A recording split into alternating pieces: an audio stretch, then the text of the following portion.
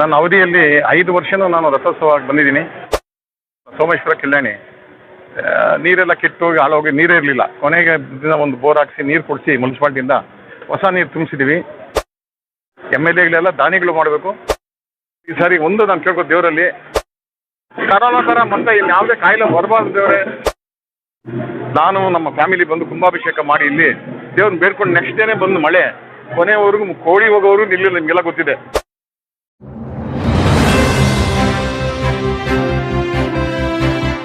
ಸೋಮೇಶ್ವರ ಸ್ವಾಮಿ ರಥೋತ್ಸವ ಇವತ್ತು. ನಾನು ನನ್ನ ಅವಧಿಯಲ್ಲಿ 5 ವರ್ಷನೂ ನಾನು ರಥೋತ್ಸವಕ್ಕೆ ಬಂದಿದ್ದೀನಿ. ಇದು 6ನೇ ವರ್ಷ ಆಗೂ ಬರ್ತಾ ಇದ್ದೀನಿ. ನನ್ನ ಕರೆದರು ದೀಕ್ಷಿತ್ ಅವರು, ಮುಖ್ಯ ಅರ್ಚಕರು ಬನ್ನಿ ಅಂತ. ಯಾಕಂದರೆ ಈ ದೇವಸ್ಥಾನ ಜೀರ್ಣೋದ್ಧಾರ ಮಾಡಿದ್ದೀನಿ, ನನ್ನ ಕಡೆಯಿಂದ ಜೀರ್ಣೋದ್ಧಾರ ಆಗಿದೆ.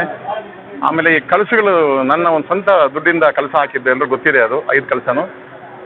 ಆಮೇಲೆ ಈ ಕಲ್ಯಾಣಿ ಇದೆಯಲ್ಲ, ಸೋಮೇಶ್ವರ ಕಲ್ಯಾಣಿ ನೀರೆಲ್ಲ ಕೆಟ್ಟೋಗಿ ಹಾಳೋಗಿ ನೀರೇ ಇರಲಿಲ್ಲ. ಕೊನೆಗೆ ದಿನ ಒಂದು ಬೋರ್ ಹಾಕಿಸಿ ನೀರು ಕೊಡಿಸಿ ಮುನ್ಸಿಪಾಲ್ಟಿಯಿಂದ ಹೊಸ ನೀರು ತುಂಬಿಸಿದ್ದೀವಿ. ಟಾಯ್ಲೆಟು ಅಷ್ಟೇ ಇಲ್ಲ, ಟಾಯ್ಲೆಟ್ ನಿರ್ಮಾಣ ಮಾಡಿದ್ವಿ.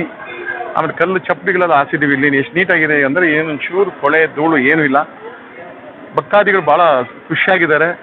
ವರ್ಷ ಈ ಥರ ಏನಾದರೂ ಒಂದು ಕೆಲಸ ಕಾರ್ಯಗಳು ಜೀರ್ಣೋದ್ಧಾರ ಯಾವ್ಯಾರು ಮಾಡಬೇಕು. MLAಗಳೆಲ್ಲ ದಾನಿಗಳು ಮಾಡಬೇಕು.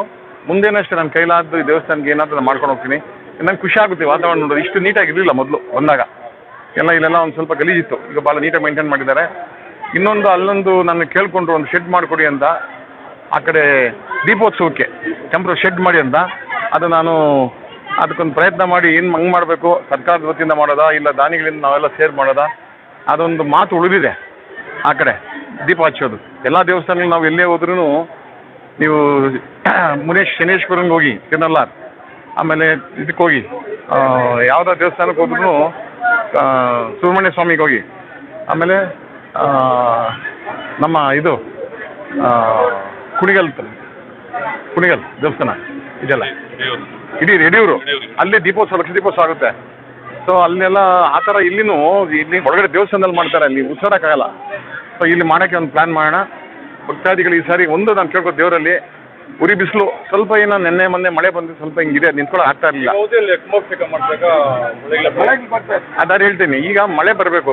ಮೊದಲನೇ ವರ್ಷ ಮಳೆ ಇಲ್ಲ, ಬರಗಾಲ ಬಂದಿತ್ತು, ಎಲ್ಲ ಗಿಡ ಮರ ಒಣಗೋಗಿತ್ತು, ಭೂಮಿ ಉಳೋದಕ್ಕೆ ಆಗ್ತಾ ಇರಲಿಲ್ಲ. ನಾನು ನಮ್ಮ ಫ್ಯಾಮಿಲಿ ಬಂದು ಕುಂಭಾಭಿಷೇಕ ಮಾಡಿ ಇಲ್ಲಿ ದೇವ್ರನ್ನ ಬೇಡ್ಕೊಂಡು ನೆಕ್ಸ್ಟ್ ಡೇನೇ ಬಂದು ಮಳೆ ಕೊನೆಯವರೆಗೂ ಕೋಳಿ ಹೋಗೋರು ನಿಲ್ಲಿಲ್ಲ, ನಿಮಗೆಲ್ಲ ಗೊತ್ತಿದೆ, ಅದೊಂದು ಇತಿಹಾಸ. ಅದು ಈಗ ಮರುಕಳಿಸ್ಬೇಕು. ಮತ್ತೆ ಈ ವರ್ಷ ಬರಲಿ ಅಂತ ದೇವ್ರನ್ನ ಬೇಡ್ಕೊತೀನಿ.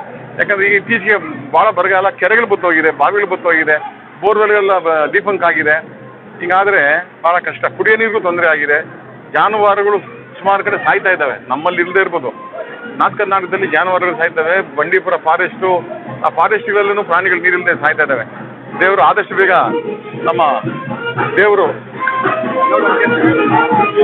ಅನುಗ್ರಹದಿಂದ ಸೋಮೇಶ್ವರ ದೇವರು ಮಳೆ ಬರೆಸಲಿ, ಎಲ್ಲರೂ ಕುಡಿಯೋ ನೀರು ಸಿಗಲಿ, ಜಾನುವಾರು ನೀರು ಸಿಗಲಿ, ಸಮೃದ್ಧಿಯಾಗಿ ಬೆಳೆ ಆಗಲಿ ಅಂತ ಬೇಡ್ಕೊಂತ ಜನಗಳೆಲ್ಲ ಚೆನ್ನಾಗಿ ಬದುಕಬೇಕು, ಬಾಳಬೇಕು.